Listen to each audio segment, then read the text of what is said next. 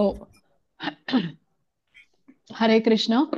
सर्वांचं स्वागत आहे. श्री श्री राधा गोविंद इस्कॉन मंगळुरू तर्फे घेतला जाणारा हा कार्तिक मासाचा वर्ग आहे, ज्यामध्ये श्रीला प्रभुपाद यांच्या आशीर्वादाने आणि नामानिष्ठदास प्रभूजी यांच्या मार्गदर्शनामध्ये आपण श्रीमद भागवतमच्या पहिल्या स्कंदाचं वाचन करीत आहोत. तर आता मी प्रथम मंगलाचरण म्हणते आणि त्यानंतर मग आपण वाचन पुढे सुरू ठेवूया. हरे कृष्ण. ओम नमो भगवते वासुदेवाय. ओम नमो भगवते वासुदेवाय. ओम नमो भगवते वासुदेवाय. नारायणं नमस्कृत्यं नरं चैव नरोत्तमं देवीं सरस्वतीं व्यासं ततो जयमुदीरयेत्. नष्टप्रायेषु भद्रेषु नित्यं भागवत सेवया भगवती उत्तम श्लोके भक्तिर्भवति नैष्टिकी. कृष्णाय वासुदेवाय देवकी नंदनाय च नन्दगोपकुमाराय गोविन्दाय नमो नमः. ॐ अज्ञानतिमिरान्धस्य ज्ञानाञ्जनशलाकया चक्षुरुन्मिलितं येन तस्मै श्रीगुरवे नमः. श्रीचैतन्यमनोभीष्टं स्थापितं येन भूतले स्वयं रूप कदा मह्यं ददाति स्वपदान्तिकं. हे कृष्ण करुणा सिन्धो दीनबन्धो जगत्पते गोपेश गोपिका कान्त राधाकान्त नमोऽस्तुते. तप्त काञ्चन गौराङ्गी राधे वृन्दावनेश्वरी वृषभानुसुते देवी प्रणमामि हरिप्रिये. नमः. ओं विष्णुपदाय कृष्णप्रेष्ठाय भूतले श्रीमते भक्तिवेदान्त स्वामिन् इति नामिने नमस्ते सारस्वते देवे गौरवाणी प्रचारिणे निर्विशेष शून्यवादी पाश्चात्य देशतारिणे. जय श्री कृष्ण चैतन्य प्रभु नित्यानंद श्री अद्वैत गदाधर श्रीवासादि गौर भक्त वृंद. हरे कृष्ण कृष्ण कृष्ण हरे हरे हरे राम राम राम हरे हरे. हरे कृष्ण सर्वांना. आपण श्रीमद भागवत स्कंद 1 अध्याय 4 आणि श्लोक क्रमांक 15 पासूनच सुरू करतोय. हरे कृष्ण. स कदाचित सरस्वत्या उपस्पृश्य जलम शुची विविक्त एव आसीन उदिते रविमंडले. हरे कृष्ण. श्रीला प्रभुपाद की जय. एकदा सूर्योदयाच्या वेळी सरस्वतीच्या पाण्यात प्रातःकालीन स्नान आदी कर्मे आटपून व्यासदेव सरस्वतीच्या तीरावर ध्यान करण्यासाठी एकटे बसले होते. हरे कृष्ण. वाचना कोण ताई. वाचेल? हा वाचा आणि त्याच्या पुढचंही वाचा. हरे कृष्ण.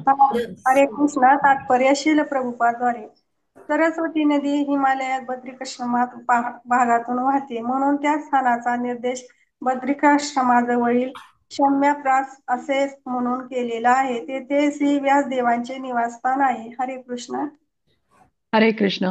परावरज्ञः स ऋषी कालेना व्यक्तरम हसा युग धर्म व्यतिकरम प्राप्तम भवि युगे युगे. हरे कृष्ण. श्रीला प्रभुपाद की जय. भूत भविष्य जाणणाऱ्या त्या महर्षी व्यासदेवांनी त्या युगातील कार्याची अव्यवस्था पाहिली. पृथ्वीवर निरनिराळ्या युगातून अदृश्य महान शक्तीच्या बळाने असे घडते. हरे कृष्ण. वाचा विमल माताजी पुढे. हरे कृष्ण. तात्पर्यशील प्रभुत्वाद्वारे शील व्यास देवांसारखे महर्षी मुक्त जीव असल्यामुळे त्यांना भूत आणि भविष्य स्पष्टपणे दिसते. व्यासदेवांना भविष्यात नियमाविरुद्ध घडणाऱ्या अशा कलियुगातील गोष्टी दिसू शकत होत्या आणि म्हणून त्यांनी अशा व्यवस्था केली की त्यामुळे सामान्य लोकांना अज्ञान अंधकाराने परिपूर्ण असणाऱ्या कलियुगातही पारमार पारमार्थिक जीवनाची उन्नती करता येईल. कलियुगातील सामान्य लोक हे क्षणभंगूर भौतिक पदार्थात आसक्त असतात. अज्ञानामुळे त्यांना जीवनरूपी संपदेचे मूल्य ठरविता येत नाही. त्यामुळे आध्यात्मिक ज्ञानात ते प्रबुद्ध होऊ शकत नाहीत. हरे कृष्ण. हरे कृष्ण. भौतिकानां च भावानां शक्तिरासं च तत्कृतम् अश्रद्धधानां निस्सत्त्वान् दुर्मेधान् रसित आयुष दुर्भगाश्चं जनान् वीक्ष मुनिर्दिव्येन चक्षुषा सर्ववर्णाश्रमाणां यद्दद्धौ हितम् अमोघ हितम अमोघदद्रुकम. हरे कृष्ण. श्रीला प्रभुपाद की जय. ज्ञानसंपन्न द्रष्टे महर्षी आपल्या दिव्य दृष्टीने युगाच्या प्रभावामुळे सर्व भौतिक गोष्टींचा ऱ्हास होत असल्याचे पाहू शकले. तसेच पुढे सामान्य जन श्रद्धाहीन, अल्पायुषी, सत्वगुणाच्या अभावाने अधीर झालेले असतील हे त्यांनी पाहिले. म्हणून त्यांनी समाजातील सर्व वर्ण आणि आश्रम यातील लोकांच्या सर्वांगीण कल्याणाविषयी चिंतन केले. हरे कृष्ण. मीनल माताजी. हरे कृष्ण. श्रील प्रभुपाद की जय. हरे कृष्ण माताजी. तात्पर्य ऐकू येतोय? आवाज आहे ना? हो हो, येतोय येतोय. काळाच्या अव्यक्त शक्ती इतक्या प्रभावशाली असतात की त्या योग्य कालावधीत सर्व पदार्थांना विस्मृतीमध्ये लोटून देतात. चतुर्युगाच्या शेवटी येणाऱ्या कलियुगात सर्व भौतिक पदार्थांची शक्ती काळाच्या प्रभावाने क्षीण होते. या कलियुगात सामान्य मनुष्यांच्या भौतिक शरीराची कालमर्यादा तसेच स्मरणशक्ती क्षीण झालेली आहे. भौतिक तत्वांचे कार्य सुद्धा फारसे आशादायक नाही. भूमी ही जितके अन्नधान्य इतर युगांमध्ये देत होती तितक्या प्रमाणात उत्पन्न करीत नाही. गायी जितके दूध पूर्वी देत असत तितके दूध देत नाही. शाक, भाज्या आणि फळे यांची उत्पत्ती पूर्वीपेक्षा घटते. त्यामुळे मनुष्य व पशु या सर्व जीवांना पोषक अन्न मिळत नाही. जीवनातील अशा अनेक आवश्यक गोष्टींचा अभाव असल्यामुळे आयुष्याचा काळ निसर्गतःच घटतात. स्मृती क्षीण होते, बुद्धी अल्प असते, परस्परांचे व्यवहार ढोंग आणि कपटाने भरून जातात. महर्षी व्यासदेव आपल्या दिव्य दृष्टीने हे सर्व पाहू शकत होते. ज्याप्रमाणे फलज्योतिषी एखाद्या मनुष्याच्या भविष्यातील दैवयोगाच्या गोष्टी सांगतो किंवा एखादा खगोलशास्त्रज्ञ भविष्यातील सूर्यग्रहण व चंद्रग्रहण या संबंधी भविष्य सांगतो, त्याप्रमाणे मुक्तात्मे शास्त्रचक्षुतून पाहून मानव जातीचे भविष्य सांगू शकतात. महात्मे आपल्या दिव्य तीक्ष्ण दृष्टीने व आध्यात्मिक साक्षात्काराच्या सिद्धीमुळे भविष्य पाहू शकतात. स्वभावतः भगवत भक्त असणारे अध्यात्मवादी सामान्य लोकांच्या कल्याणार्थ सेवा करण्यास नेहमी उत्सुक असतात. तेच सामान्य जनतेचे खरे मित्र आहेत. केवळ 5 मिनिटांनंतर काय होणार आहे हे पाहण्यास असमर्थ असलेले तथाकथित लोकनेते हे जनतेचे खरे हितचिंतक नाहीत. या कलियुगामध्ये सामान्य लोक आणि त्यांचे तथाकथित पुढारी हे सर्व भाग्यहीन आहेत. आध्यात्मिक ज्ञानावर त्यांची श्रद्धा नाही. ते कलियुगाच्या प्रभावाने अत्यंत उतावीळ झालेले आहेत. ते नेहमी अनेक रोगांनी ग्रस्त झाले आहेत. उदाहरणार्थ, वर्तमान युगामध्ये कितीतरी रोगी आहेत आणि रोग्यांकरिता अनेक दवाखाने आहेत. परंतु पूर्वीच्या काळी असे नव्हते, कारण तो काळ इतका प्रतिकूल नव्हता. या युगातील भाग्यहीन लोक श्रील व्यासदेवांच्या प्रतिनिधींचे स्वागत करण्यास अनुकूल नसतात. तसेच जे निस्वार्थी कार्य करते, समाजातील सर्व वर्ण आणि आश्रम यातील सर्वांना सहाय्य करता येईल असे काही करण्याच्या योजनेत नेहमी व्यग्र झालेले असतात. त्यांचेही स्वागत करण्यास असे भाग्यहीन लोक अनुकूल नसतात. सर्वश्रेष्ठ परोपकारी लोक अध्यात्मवादी असतात, कारण ते व्यास, नारद, मध्व, चैतन्य, रूप, सरस्वती इत्यादिकांच्या कार्याचे प्रतिनिधित्व करतात. हे सर्वजण एकच आहेत. व्यक्तिगत भिन्नता असू शकते, पण त्यांच्या कार्याचा उद्देश एकच असतो. ते कार्य म्हणजे पतित जीवांना भगवत धामास परत पोहोचविणे हे होय. हरे कृष्ण. हरे कृष्ण. चातुर्होत्रम कर्म शुद्धम प्रज्ञानां वीक्ष वैदिकम यद व्यदधात यज्ञ संतंत्यै वेदम एकम चतुर्विधम.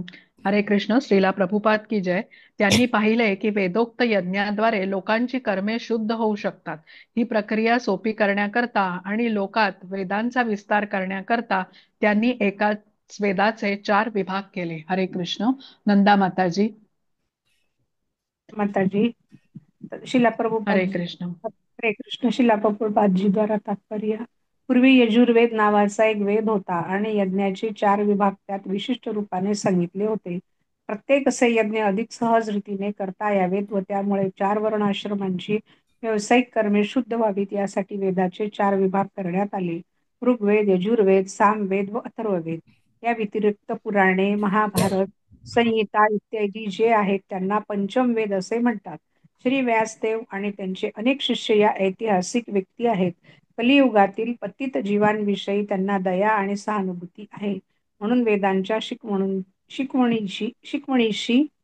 शिकवणुकीशी संबंधित ऐतिहासिक घटनांचा समावेश करून पुराणे व महाभारत यांची रचना करण्यात आली. वेदांची अंगे असलेल्या पुराणे व महाभारत यांच्या अधिकाराबाबत शंका घेण्याला मुळीच वाव नाही.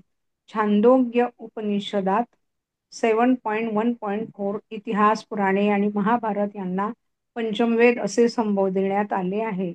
श्रील जीव गोस्वामींच्या म्हणण्याप्रमाणे हाच प्रामाणिक शास्त्रांचे मूल्य ठरविणारा मार्ग आहे. हरे कृष्ण. हरे कृष्ण. ऋग्युज साम अथर्वाख्या वेदाश्चत्वार उद्धृता इतिहास पुराणं च पंचमो वेद उच्यते. हरे कृष्ण. श्रीला प्रभुपाद की जय. ज्ञानाचे जे मूळ उगम त्या वेदांचे वेगवेगळे 4 विभाग करण्यात आले आणि पुराणातील सत्य, ऐतिहासिक घटना आणि अधिकृत कथा यांना 5वा वेद म्हटले गेले. तत्र ऋग्वेदधर पैल सामगो जैमिनी कवी वैशंपायन एवैको निष्णातो यजुषामत. हरे कृष्ण. श्रीला प्रभुपाद की जय. वेदांचे 4 विभागात विभाजन केल्यानंतर पैल ऋषी हे ऋग्वेदाचे आचार्य झाले, जैमिनी सामवेदाचे आचार्य झाले आणि एकटे वैशंपायन हे यजुर्वेदाचे प्रसिद्ध निष्णात आचार्य झाले. हरे कृष्ण. हा वाचा सायली माताजी. 4 आणि पुढचा दोन्ही वाचा. चालेल. 4 वेगवेगळ्या हरे कृष्ण 4 वेगवेगळ्या वेदांना अनेक प्रकारे विकसित करण्यासाठी 4 वेगवेगळ्या विद्वान पंडितांकडे सोपवण्यात आले. हरे कृष्ण. हरे कृष्ण.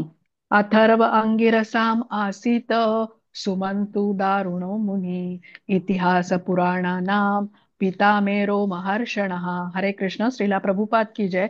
सुमंतू नावाने ओळखले जाणारे जे एकनिष्ठ मुनी होते त्यांच्याकडे अथर्ववेद सोपवण्यात आला आणि माझे पिता रोमहर्षण ऋषीकडे इतिहास व पुराणे सोपवण्यात आली. हरे कृष्ण. हरे कृष्ण. श्रुती मंत्रात देखील असे म्हटले आहे की अथर्व वेदाच्या तत्वांचे अतिशय नियमबद्ध अनुसरण करणारे अंगिरा मुनी अथर्व वेदांच्या अनुयायांचे प्रमुख होते. हरे कृष्ण. हरे कृष्ण. 2 श्लोक घेऊया. अलका माताजी वाचतील आणि मग प्रतिभा माताजी, आणि मग थांबू आपण आज.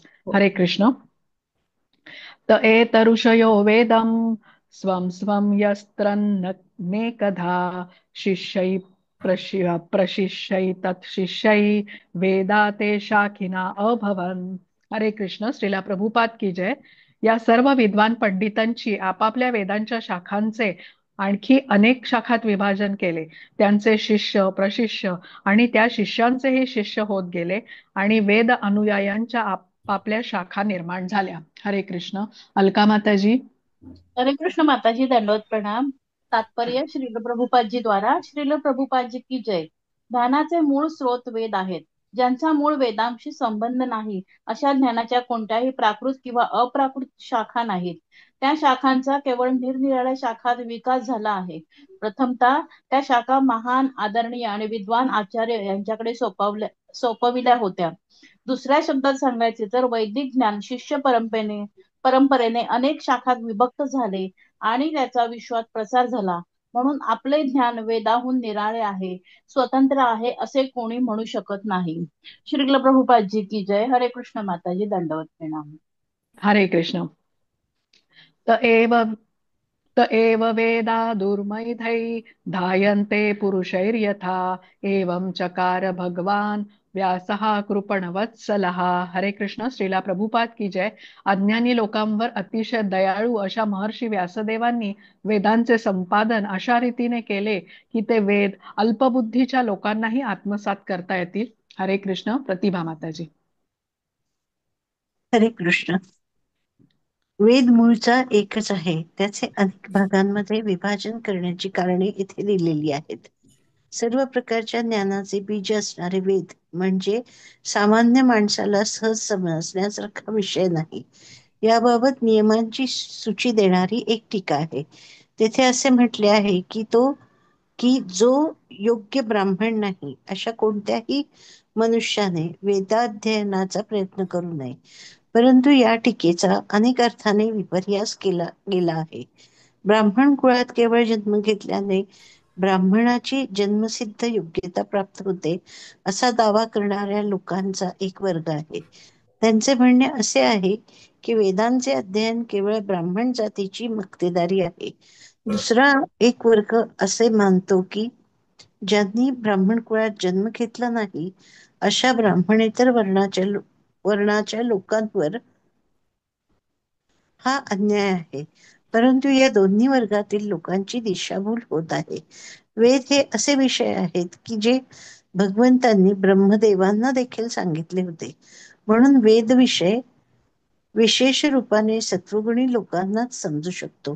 रजोगुणातील आणि तमोगुणातील लोक वेदांचा विषय समजू शकत नाहीत. वैदिक ज्ञानाचे अंतिम उद्दिष्ट भगवान श्रीकृष्ण आहेत. जे रज आणि तमगुणात आहेत त्यांना हे स्वरूप फार दुर्लभतेने समजते. सत्ययुगामध्ये प्रत्येक जण सत्वगुणात स्थित होता. सत्वगुणाचा क्रमशः त्रेता आणि द्वापार युगात ऱ्हास होत गेला आणि सामान्य लोक नीतिभ्रष्ट झाले. वर्तमान युगात सत्वगुण जवळपास शून्यप्राय झाला आहे. म्हणून सामान्य लोकांकरता दयाळू हृदयाच्या आध्यात्मिक शक्तिसंपन्न व्यासदेवांनी रजोगुणातील आणि तमोगुणातील अल्पबुद्धीच्या लोकांना देखील प्रत्यक्ष समजावे म्हणून वेदांचे अनेक शाखांत विभाजन केले. पुढील श्लोकात हे समजून सांगितले आहे. हरे कृष्ण. हरे कृष्ण. हरे कृष्ण. आपण थांबूया इथे. उर्वरित वाचन 25व्या श्लोकापासून उद्या सुरू ठेवूया. वांछा कल्पतरुभ्यश्च कृपा सिंधुभ्य एव च पतितानां पावनेभ्यो वैष्णवेभ्यो नमो नमः. अनंत कोटी वैष्णव वृंद की जय. श्रीला प्रभुपाद की जय. हरे कृष्णा कृष्णा कृष्णा कृष्णा हरे हरे, हरे राम राम राम हरे हरे. हरे हरे कृष्ण. कृष्ण हरे सर्वांना. कृष्ण. उद्या भेटूया हरे आपण. दंडवत प्रणाम. हरे हरे कृष्ण. कृष्ण.